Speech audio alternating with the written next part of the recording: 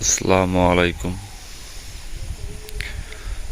Viewers, দেখতে পাচ্ছেন সকাল সকাল আজকে অনেক সকালে উঠছে। একটা সবজি উঠানো হবে। এই পেয়ারার সঙ্গে একটা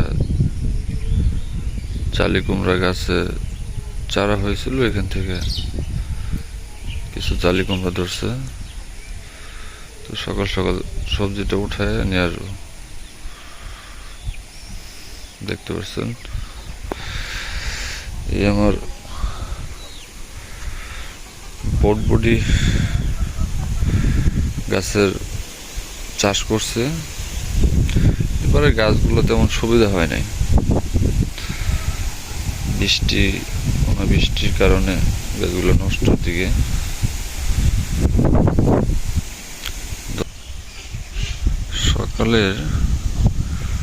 সকাল সকাল ঠান্ডা হাওয়া বাতাস খুবই ভালো লাগতেছে,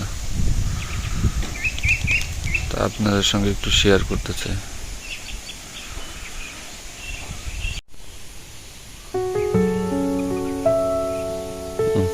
আল্লাহ, একটা দিয়ে বাড়তি হয়ে গেছে।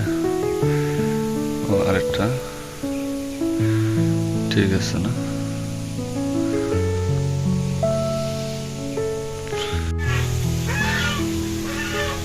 ও,